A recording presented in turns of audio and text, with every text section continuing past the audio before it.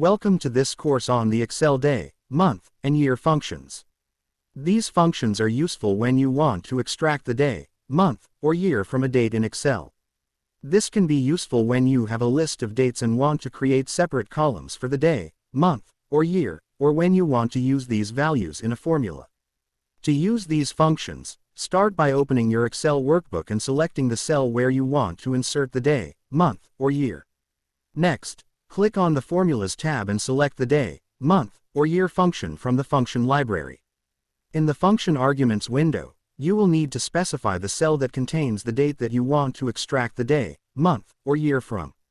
You can do this by either typing in the cell reference manually or by clicking on the cell in your worksheet. Once you have specified the cell, click OK to close the function arguments window.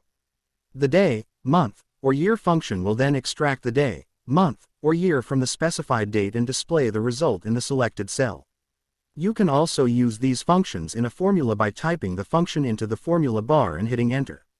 For example, you could use the day, month, and year functions together to create a new date by combining the extracted values.